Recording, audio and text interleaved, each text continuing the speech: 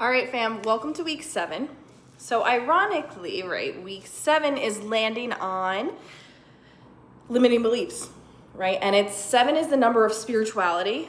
It's a very inward number, right? It's about kind of creating within, so as you can create it without. And as you're reading through 369, I'm sure you're starting to see little echoes.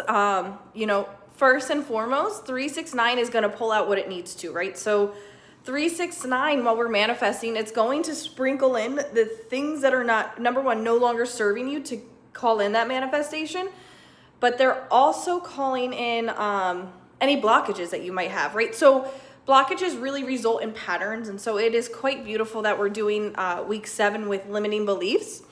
Obviously, I went into Miami and I went into the spiritual vortex for 2 days with my idol, my conscious kiddo, which is Aaron, and it was an absolutely amazing experience. It taught me a lot of things, but most importantly, it focused so much on limiting beliefs, and it did a really beautiful framework of touching on limiting beliefs as those blockages. So as we're doing 369 and we're tapping deeper into meditation and we're tapping deeper into the subconscious and superconscious mind, it's really important to now go really hard in the limiting beliefs. With that being said, if you have a limiting belief of something, the universe is going to test you, right? So if you have a limiting belief, let's say in self-worth, it's going to test your worth all week long to make sure that whatever you're doing within these practices in this time is going to echo chamber outward. Obviously, right, we're connecting a little bit more mind and body, like when it comes to doing the meditations, when it comes to doing the yoga. I want to keep this decently short because you guys are having to have a lot of homework. This week, we also have a new moon. So on Thursday, in 2 days, we have a new moon. So as always, meditation practice for new moon, it's new self, which is so beautiful that we're going to be going into limiting beliefs at the same time doing new moon practices, right? Because new moon is new self. So it's very divinely accurate. One thing I'm going to do is send out a meditation focused on limiting beliefs. This meditation is going to focus on uncovering those limiting beliefs and maybe where they come from. And I want to, before I even say that, limiting beliefs are a pattern, right? In order to have a pattern, it must be created from somewhere. So we're going to kind of dive back into the possibilities of, number one, where that could have been created or how that could have been created. So the beauty of this is if you just have the awareness that you have a limiting belief, just have the awareness. I don't want you guys to obsess too much over where it comes from. Like, don't try and figure it out. It's okay to not always have the answers. It's okay to just have the awareness. So with that being said, I want to hop right into it because you guys have a good amount of homework this week, and it's a really, really big spiritual week, especially with new moon, limiting belief, focus 369. You guys are going to probably go through like a world tunnel of like questioning a lot of things. So with that being said, let me get started. Number one, right? I actually took notes because I could talk for hours on limiting beliefs and I wanted to keep myself structured for you guys. So number one, right? What I wrote, what we believe is what we desire. And it's true, right? So there's a difference between two different kind of limiting beliefs, right? So when I say I want, that means I'm in lack. But when I say I'm worthy, that means I'm abundant, right? And I want to start by saying, do not have shame or guilt when it comes to manifesting things, because abundance is natural, right? So if you go outside and you look at nature or you look at the ocean, like that beautiful video that Laura sent of the ocean, that is abundant right there. That is creation based. That is natural. Abundance is natural. So before we even begin, you need to get rid of shame and guilt. Number 2, we're manifesting because you deserve it, because you are worthy, not because we want and desire, right? So it's not that we would manifest the Lamborghini because we want, we desire that. It's the feeling, it's the staple, it's the, hey, I made it. It is everything behind the material, right? Which is abundance. And so you have to strip away the shame and guilt. And I'm going to talk about where a lot of that shame and guilt will actually come from, right? Right, as within, so without. So as I continue to do this work within, it's going to echo chamber without everywhere, right? You're going to start to see all the mirrors and all the things you need.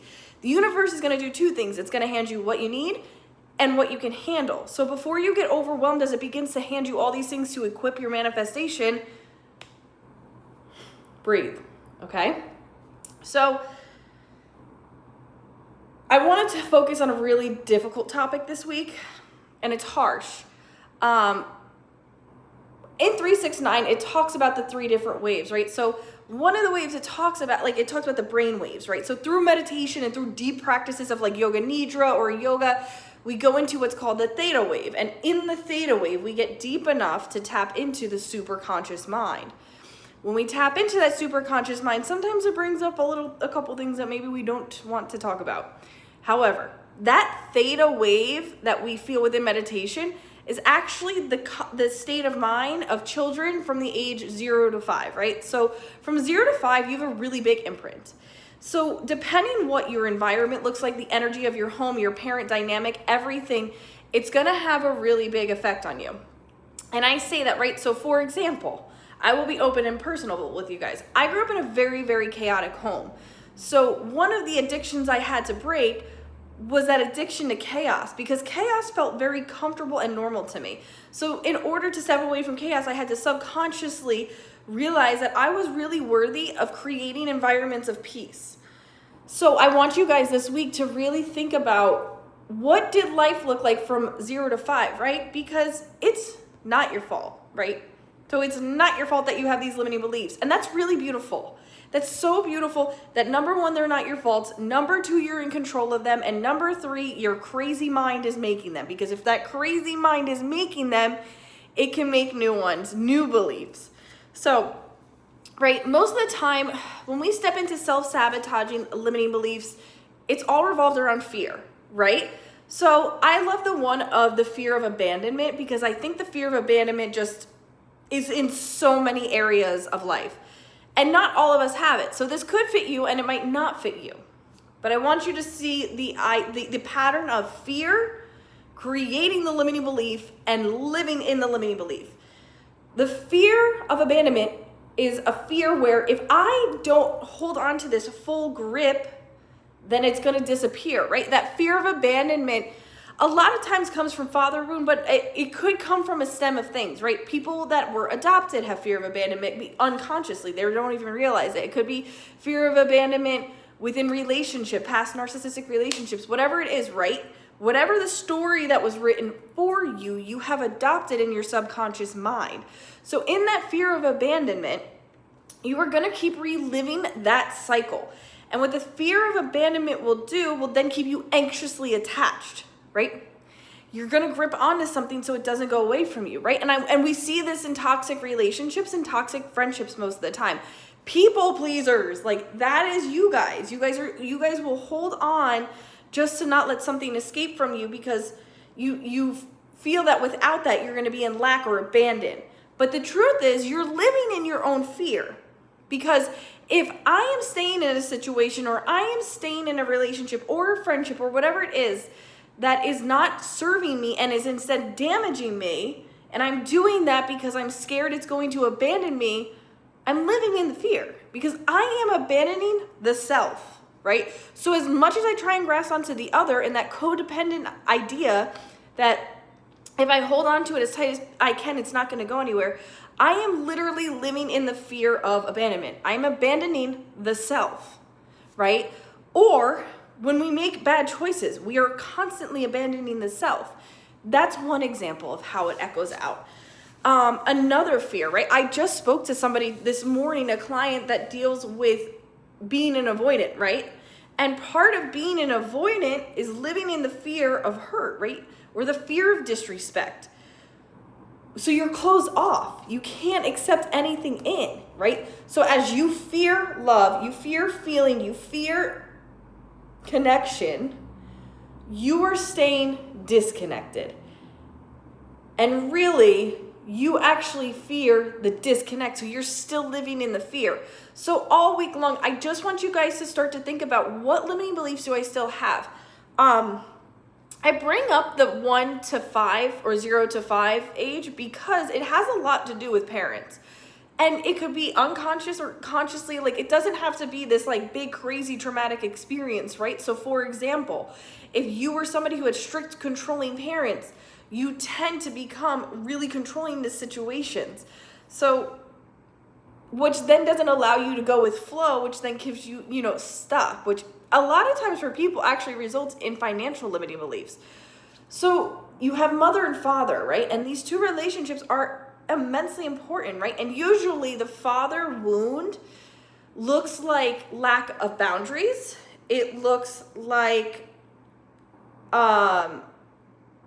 issues around money, like right, kind of worth around money, and it also looks like safety, right? So staying in toxic relationships, staying in toxic friendships, jeopardizing your safety, not on a physical realm, but on a mental and spiritual realm. And also boundaries, right? If you're somebody who struggles to set boundaries with people, it usually comes from father wound. And that doesn't have to be two extremes, right? Again, we've talked about for the past couple weeks, I keep saying this to you guys. When you say no to something else, you say yes to something else.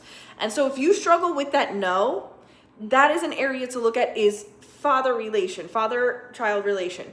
Now, on the other hand, you have mother wound. Mother wound's a very interesting one, right? So I just want you, like, in your mind to think about how important, like, mother wound is in connection to you. Even when it comes to animals. So if you look at animals in a base, animals literally cannot survive without the presence of a mother. Maybe in the animal world, like, father can disappear, but mother presence is so key and so essential. Now, humans, we have a lot more layers beyond the physical realm. We have it within the conscious mind. We have within the subconscious mind. We have the mental realm, which is obviously what separates us from animals, but it also gives us this little curse of taking in the energy, right? So we go through the womb of a mother. That mother is going to hold certain things, right? So, for example, this is on a physical realm, not even emotional, right? If you are born to a mother who is addicted to drugs and you in that birth, she's on drugs in that birth, you come out with withdrawal, right? So that's on a physical realm. But we also take in everything within emotional and mental space and spiritual.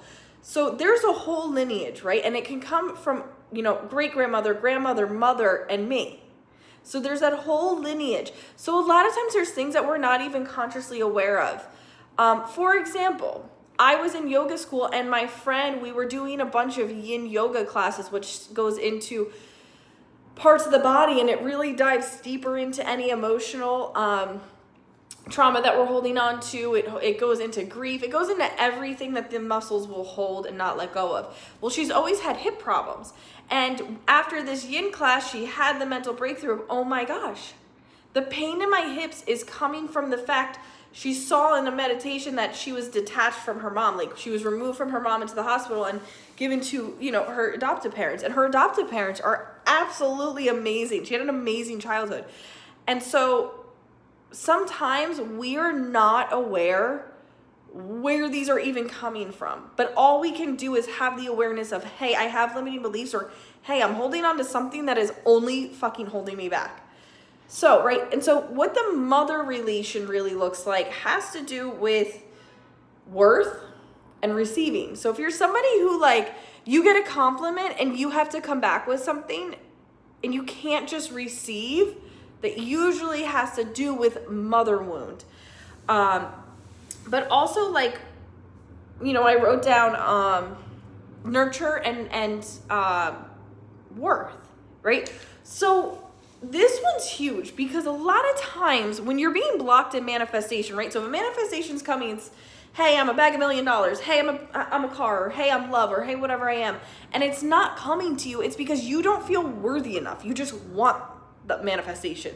So you have to build that worthiness, right? And fortunately, because you're in control, but the wound of worth can echo chamber into so many parts of your life. So worth, right? If I'm not worthy, I'm not going to manifest a career. I can't manifest money. I can't manifest this, right? And the whole point of manifestation is not to receive. It's to feel fucking worthy.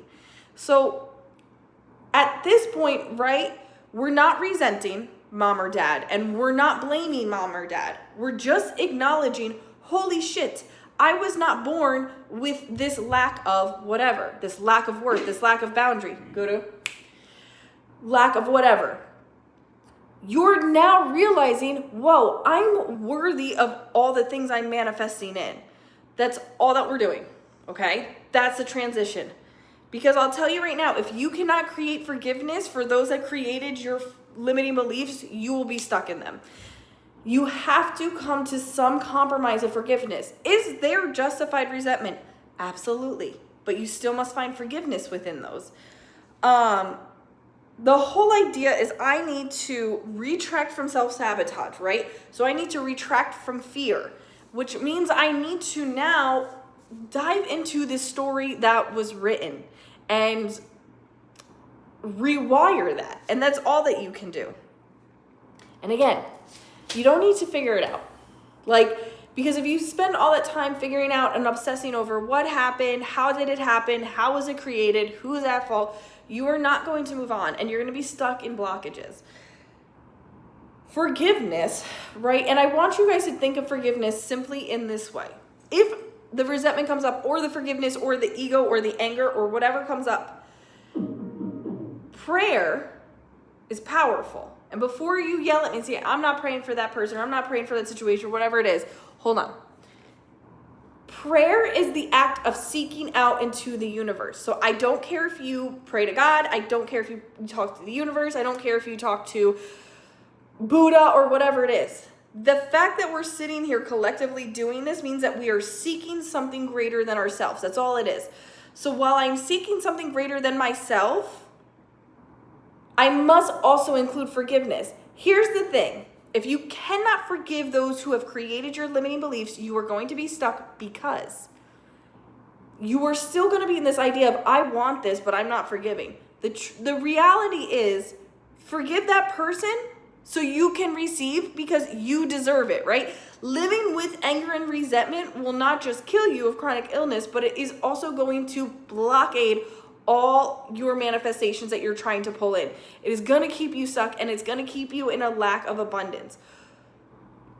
Pray for those that have created the limiting beliefs, because at the same time and have so much faith in that, right? Don't just do it because I'm telling you, but really think of it this way. When you put out into the universe and you begin to receive in all these manifestations, you begin to receive in all this magic, it's because you put out into the universe, right? In a way, you're forgiving yourself. In a way, you're unconsciously sitting there and forgiving yourself for the things maybe you've done, forgiving yourself for not loving yourself enough, forgiving yourself for whatever it is, right? You're pulling that in because you've forgiven yourself in the act of prayer without consciously realizing it. So when you pray for somebody else, it is going to have that same effect. So instead of you going in somewhere trying to control something or stepping in and trying to force your own beliefs, you're allowing the universe to go do its job and just letting the universe know as much as it supports you, you support it. In the same way that when you have manifestations come in naturally without anybody trying to control them or force them into your way, you're doing the same thing for somebody else. And, right, so if the universe is watching, listening, and working with you all the time, and it sees you doing that for somebody else, the karma is literally going to echo chamber to you. So if you can't do this with forgiveness, don't do it at all. And the art of having that respect of forgiveness for those that have created your limiting beliefs is going to allow you to have a lot more freedom in those limiting beliefs. It's going to create space for more, right? Limiting beliefs are like this. They keep you in the box. We are fucking making the box. So if we're making the box, you cannot stay in the box. So you need to step out of the box. So hopefully you're forgiving right now. So then that brings me to my next point, right? So one thing that's really focused on is, right, if I'm thinking of what I want to manifest, I'm lacking. If I'm thinking of I'm worthy to manifest and gain these things, then I'm in abundance. So for example, it's not I want to manifest the right career because I want to manifest all the money, right? And then I'll feel comfortable and da-da-da. And don't write that story. That's lack. But if you think of it as I deserve all the things that are coming my way, that is abundant because you now have so much abundance in who you are, right? You need to rewrite the story of who you are. And again, it's okay that these things are pre-written for you. Like, that's the beauty of this. This experience wouldn't be so beautiful if we didn't have to unwire those things. So, I'd like to pull up a personal example because I think sometimes it's like, oh, well, it's easier said than done, right? But it's so true. So, one thing I struggled for years and years and years was narcissistic toxic relationships, and it comes a lot from my parent wounds. Now, with that being said, it's not their fault, right? It's my job to unwire these things, and I deserve great people in my life, like whether it's friendships too, because I've done that in friendships. But the truth was, you have narcissism and you have the empath. I'm the empath, right? And I unconsciously was being a narcissist within the empath realm because what I was doing was stepping into the narcissistic realm and trying to control and manipulate and people please, right?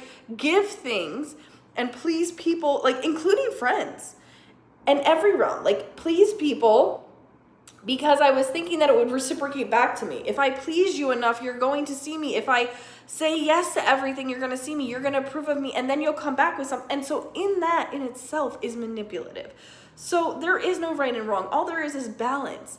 But once I realized that the art of saying no was yes to saying something else, and that I know who I am, I know my story, I know how powerful and special I am. And once I got to the I am worthy, like rhetoric, right? And I am worthy is I am only going to put myself in situations with people, places, and things that are going to bring me to a higher self because I deserve that, right? After everything, I deserve that.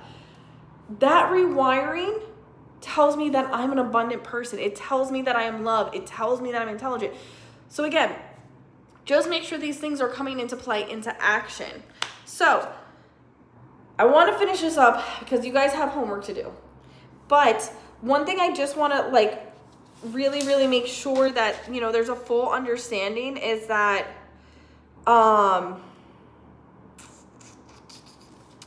where is my little page? I just want to make it clear. There has to be a level of acceptance here. Sometimes it's easier just to acknowledge a limiting belief that we have, accept it, and not obsess over figuring it out. The idea is just acknowledging, right? And having that awareness is where the magic is, right?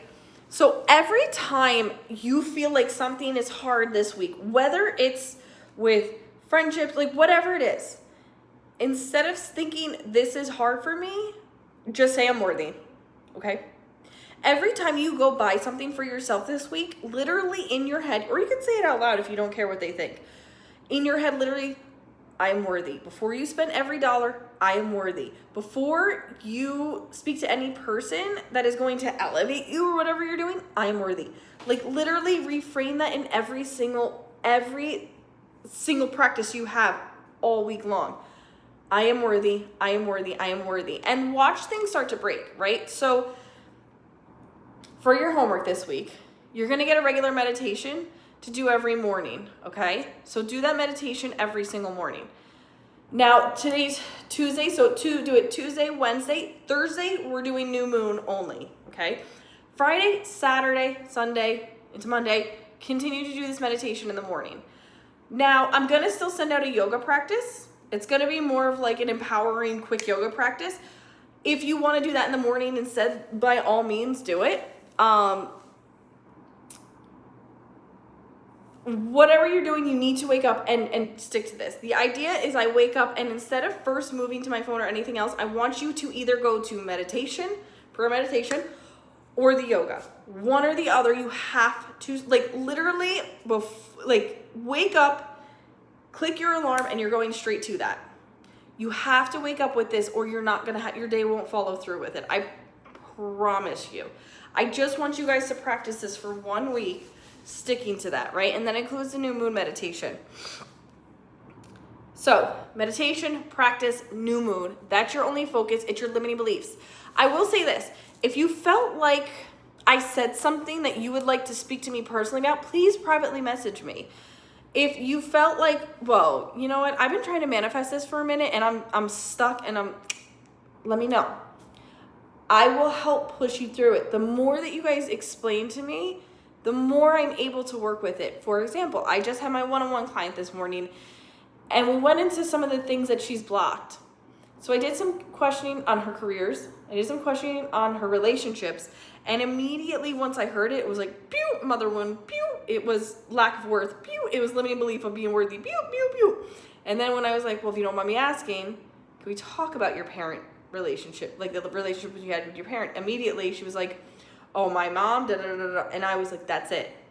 That is holding you back. You have to let that go. That's where the euphoria is. That's, and even if you have a good relationship with your parents, you might still have these limiting beliefs. I'm not saying we must hate our parents, have limiting beliefs. No. And again, they can come from other places. So one of the battles I had to overcome was, right, because I couldn't read or write until I was 16, and I had a lot of teachers, not pray for my failure, but not mind watching it. And I had a lot of people use the stupid word, and I had a lot of I was very self-conscious of my intelligence because of my learning disabilities, not being able to read or write until I was 16. And then I had the woman who came into my life at 16 who taught me how to read and write, and that's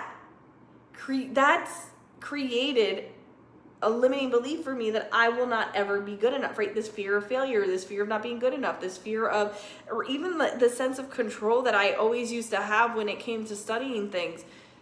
So it doesn't always have to be necessarily the wound of parent, but I'm bringing it up because it's very important. A lot of it comes from the root, right? Even with relationships, most of the time our relationships end up being the dynamic of parents, right? And she even said to me, no, I had a great childhood. I actually had really, really great parents.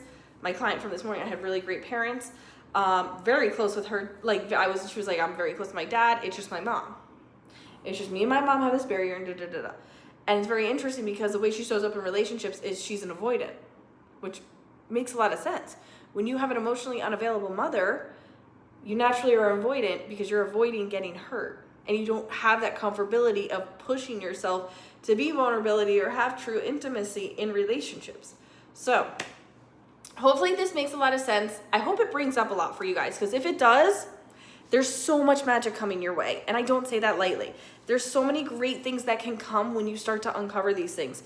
The work of inner child work is so absolutely underestimated. And it worked through without the ego is such a different game. So as you listen to this video, if you wrote down I'm worthy, and you wrote down I want this, and you crossed out I want, you said I'm worthy of this, I want you guys to really kind of talk to each other, right? So it's so crazy. The one-on-one client, it's crazy the experience she's having. 3 months ago, she had mentioned how unhappy she was at work and da-da-da, and how she'd like to do something different and da-da-da. Ironically, she lost her job, and she literally had voice noted me and said, the best thing that ever could have happened, I just got fired. And I was like, what? She's like, yeah, no, it's the best thing that could have happened because now my doors are open. And it's crazy because now she ended up going to an event, met her idol, right? And because she met her idol, she ended up having a conversation with him, and she's working in she's working with him on her dream. It's she's working her vision board. It's so insane what's happened, right? But I will say she's done so much work in the realization of mother-father wound. She's done the realization of where she's worthy, and I've just seen such a transition, right? And I want you guys to have that, and I want you guys to feel that and experience it because you deserve it. Not because I want to say it, but literally you wouldn't be within this space and this collective consciousness if you weren't valuable enough, if you weren't good enough, if you weren't worthy of it, right? You deserve abundance. Abundance is a natural birthright, right? So continue 369, complete your meditation, do your yoga. You have to do those in the morning this week. You have to, okay? I know you might be tired when you first get out of bed. Just do it anyways, and trust me, afterwards you're gonna be like, wow, I know what she was talking about. Stay with it just for 1 week. If you're gonna improve after 1 week, you can go back to doing it whenever you want. As always, eat clean. As always, continue the book. As far as books, I actually am gonna align you guys with a book that talks about limiting beliefs. It's called It's Not Your Fault, and it really goes into where limiting beliefs are really rooted from, like mother-daughter or mother-father-child connection and whatnot, but also like other areas and realms it can be. So listen to that book, complete your meditation yoga all week, get ready for the new moon, and I'm really happy for you guys because this week is the week where a lot of things are going to snap. So please use the group, okay? A lot of times what you're thinking, somebody else is thinking, okay? So it's not even for you, it's for us. Transition that thought that it's for us. If you want to personally talk to me about a limiting belief, something very private, message me, right? The more I know is the more I can like focus it, right? If you feel comfortable, mention it in the group. Because what I can do is use your example to break it down. And a lot of times when you hear somebody else's limiting belief broken down, you can relate it to yourself and then break yours down. So this was 30 minutes. I promised myself it would be short.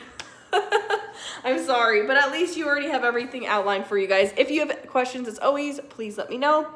Have a beautiful week and happy new moon.